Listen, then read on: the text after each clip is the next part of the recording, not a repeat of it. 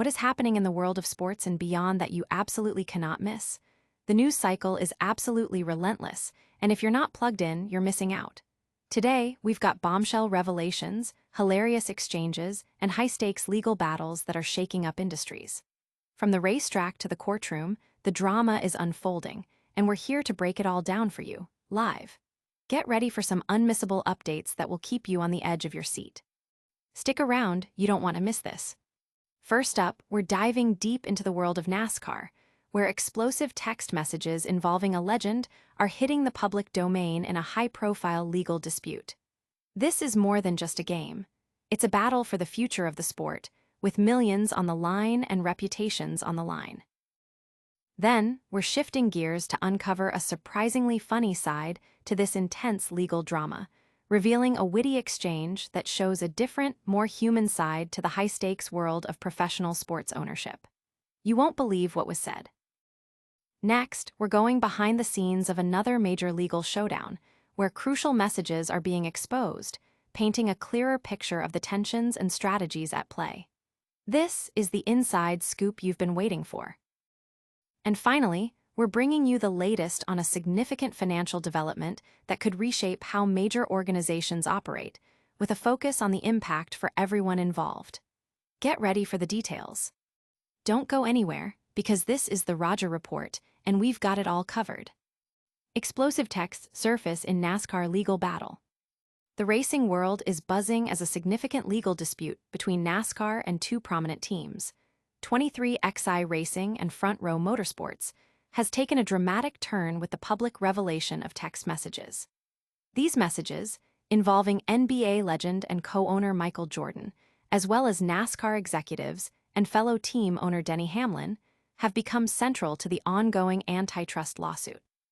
The core of the conflict stems from the team's refusal to sign extension agreements on their charter agreements with NASCAR and its chairman, Jim France, back in September. In response, NASCAR indicated its intention to sell off the two charters, which are crucial for guaranteeing entry into the 40-car field each week. U.S. District Judge Kenneth Bell has highlighted the precarious position of NASCAR's charter system pay, suggesting that it could be significantly impacted if a settlement is not reached before the scheduled December 1st trial date. Judge Bell expressed concerns about the potential fallout, stating, "Everybody is going to get hurt if this thing goes a certain way." He further cautioned, if either party feels certain they're going to win, they're wrong. These statements underscore the high stakes involved and the potential for widespread consequences across the sport. Among the most revealing messages was one from Scott Prime, NASCAR's executive vice president and chief strategy officer, who wrote to fellow NASCAR executives, "We have all the leverage and the teams will almost have to sign whatever terms we put in front of them." This sentiment was echoed by NASCAR Commissioner Steve Phelps, who reportedly stated that executives simply needed to pick a date and teams can either sign or lose their charters. It is that simple. These communications suggest a firm stance from NASCAR's leadership regarding the charter agreements.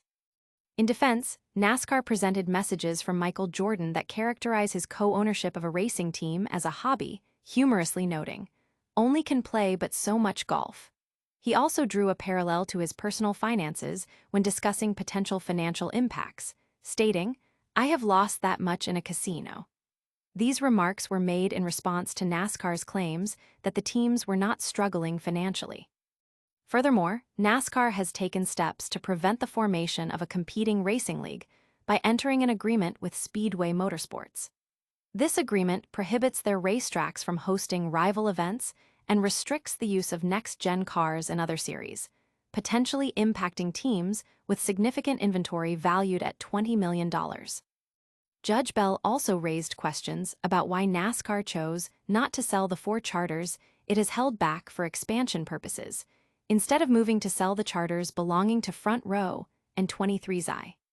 However, he deferred a decision on whether to grant the team's motion to prevent NASCAR from transferring one of its charters to an unnamed party.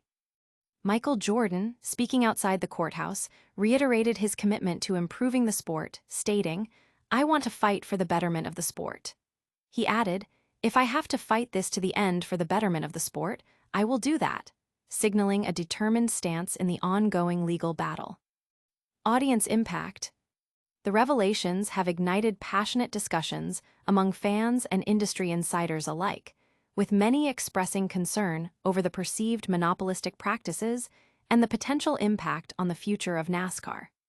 Analysts are closely watching the proceedings, anticipating significant shifts in the sports landscape regardless of the outcome. Hold on to your hats, because the drama is far from over. Next, we're uncovering a surprisingly humorous side to this intense legal battle that might just have you in stitches. Michael Jordan's casino quip steals show in NASCAR hearing. In a legal battle that has been anything but dull, a recent NASCAR injunction hearing brought to light a rather amusing exchange between NBA legend Michael Jordan and his business associate Curtis Polk, offering a moment of levity amidst the high-stakes dispute. The ongoing lawsuit, filed by 23XI Racing and Front Row Motorsports against NASCAR, has seen a series of revelations, and this particular text message exchange, shared by Bob Pockrass of Fox Sports, has certainly captured the attention of the sports world. The context for this humorous interlude appears to be a discussion about a driver and potential financial commitments. As the conversation turned to monetary figures, Jordan, known for his competitive spirit and willingness to wager, made a remark that underscored his nonchalant attitude towards significant sums of money, especially when compared to his known penchant for gambling. He texted Polk, "Totally understand. I will do it at redacted million. See if Toyota will support us if decide to keep him for 2025, or we are able to get a charter." This was sent in August 2023, well before 23XI Racing secured a third charter, leaving the identity of the driver in question a subject of speculation. Polk responded with a more cautious approach, stating, "No way, we would be burning redacted million. Invest in what we have and make it better." It was Jordan's reply, however, that truly stood out. "I have lost that in a casino. Let Sick do it." This quip, comparing a potential multi-million-dollar investment in a driver to money lost at the casino, highlights Jordan's perceived financial freedom and perhaps a unique perspective on risk management. It certainly raises eyebrows and prompts questions about the team's financial strategies and Jordan's personal approach to business ventures. The revelation has led to speculation within the industry, with many wondering if Jordan's willingness to spend could alleviate sponsorship issues for promising drivers like Corey Heim, who is reportedly ready for Cup racing. Instead, drivers like Riley Herbst are reportedly securing rides with significant backing. The humor in the exchange, however, was juxtaposed with less lighthearted moments during the hearing. Judge Kenneth Bell had to intervene and caution both parties about their conduct in court, noting their tendency to spar and warning them about continuing such behavior. This hearing has undoubtedly shifted the tone of the case, as messages exchanged between NASCAR and the team owners have evidently caused friction. While Judge Bell continues to push for a settlement regarding the injunction, he also acknowledged that his ruling might not fully satisfy either side, making a settlement seem increasingly unlikely. The underlying tension between NASCAR, particularly CEO and Chairman Jim France, and the leadership at 23XI and Front Row Motorsports remains palpable. The exposure of Denny Hamlin's messages further adds layers to the ongoing narrative, indicating that the path toward resolution is fraught with challenges and that the case is unlikely to avoid a full trial. Audience impact. Fans have reacted with a mix of amusement and concern, appreciating Jordan's candidness while questioning the financial strategies and the overall tenor of the legal dispute. Industry analysts are dissecting the exchange for insights into the dynamics between team owners and NASCAR leadership. While that exchange provided a moment of levity, the legal battle continues to heat up. Next, we're delving into another critical legal showdown where more revealing messages are coming to light. Legal fight exposes crucial Michael Jordan texts in NASCAR dispute. The high-stakes legal confrontation between NASCAR and two of its prominent teams, 23XI Racing and Front Row Motorsports, has escalated, with critical text messages involving NBA icon Michael Jordan now exposed as part of the ongoing federal antitrust lawsuit. The revelations offer a stark glimpse into the contentious relationship between the racing giant and the teams that have challenged its practices, particularly concerning charter agreements. The crux of the legal battle began in September when Front Row and 23XI declined to sign extension agreements for their charter agreements with NASCAR and its chairman, Jim France. This refusal prompted NASCAR to declare its intention to sell the two charters, which serve as guarantees for teams to enter the weekly Cup Series races. The teams argue that NASCAR's actions constitute monopolistic practices, and the newly revealed text messages are becoming key evidence in their case.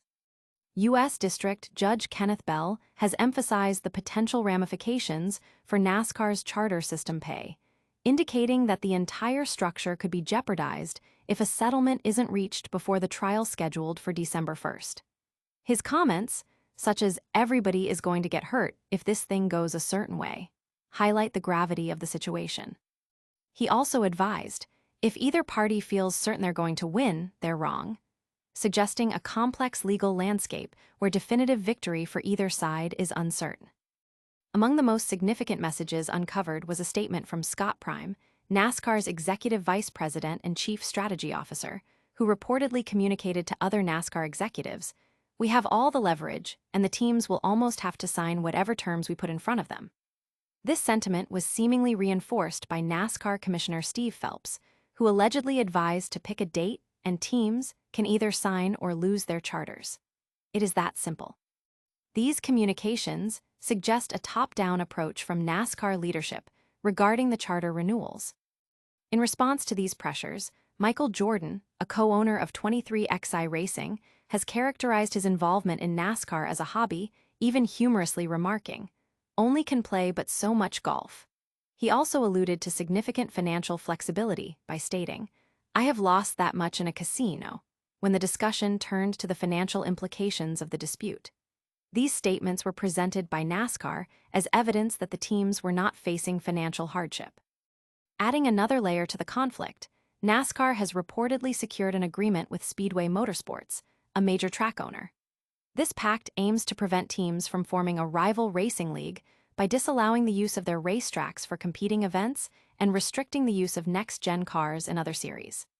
This move could impact teams that have invested heavily in car inventory, potentially worth millions, which would then be confined solely to NASCAR Cup Series races. Judge Bell has also questioned NASCAR's decision-making process, specifically inquiring why the organization did not opt to sell the 4 charters it had reserved for expansion purposes rather than pursuing the sale of the charters held by Front Row and 23XI. However, the judge has not yet ruled on the team's motion to block NASCAR from transferring one of its charters to an undisclosed entity. Michael Jordan has publicly stated his commitment to the sport's advancement, declaring, "I want to fight for the betterment of the sport." He further asserted, "If I have to fight this to the end for the betterment of the sport, I will do that," underscoring his determination in this legal contest. Audience impact. The public and media reaction has been intense, with many viewing the revealed texts as evidence of NASCAR's strong-arm tactics. Fans are actively debating the fairness of the charter system and its impact on team autonomy and competition. As this legal drama unfolds, the financial implications are becoming clearer. Next, we're examining a significant financial development that could reshape how major organizations operate. NASCAR's financial levers exposed in team lawsuit. The high-stakes legal battle between NASCAR and 2 of its teams, 23XI Racing and Front Row Motorsports, has intensified with the court-ordered exposure of significant text messages, revealing NASCAR's strategic approach to its charter system and team relations. The ongoing antitrust lawsuit centers on the team's refusal to sign new charter agreements, leading NASCAR to threaten the sale of their charters, which guarantee entry into the Cup Series. Central to the dispute is the financial structure of NASCAR's charter system. U.S. District Judge Kenneth Bell has indicated that the financial viability of this system is at stake, warning that everybody is going to get hurt if this thing goes a certain way.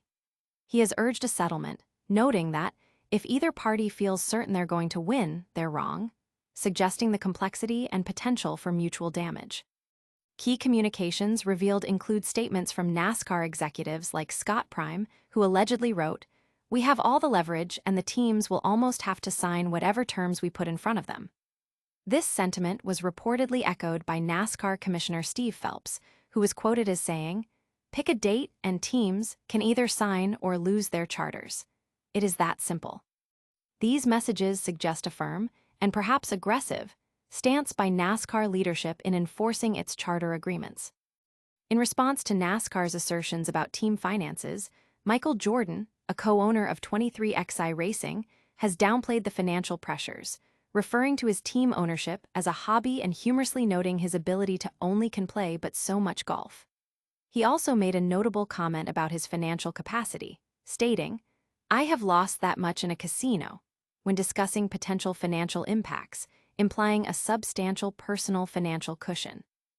NASCAR has also reportedly entered into an agreement with Speedway Motorsports, a major entity that owns numerous racetracks.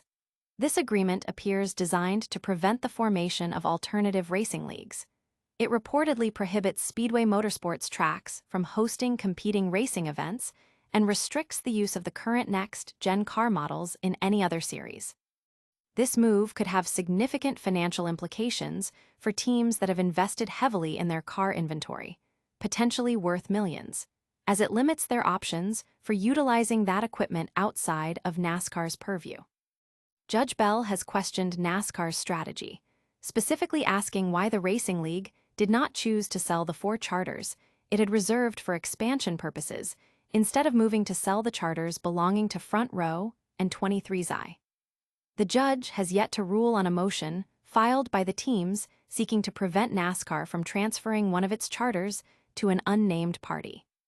Michael Jordan has publicly declared his commitment to improving the sport, stating, "I want to fight for the betterment of the sport." He further emphasized his resolve, saying, "If I have to fight this to the end for the betterment of the sport, I will do that." Audience impact. The revelations have fueled public debate about fair competition and the power dynamics within NASCAR. Fans are closely examining the financial strategies and legal maneuvers of both NASCAR and the team owners. This legal saga is far from over, and the stakes continue to rise. Stay tuned as we break down the latest developments and what they mean for the future. That's a wrap on today's crucial updates.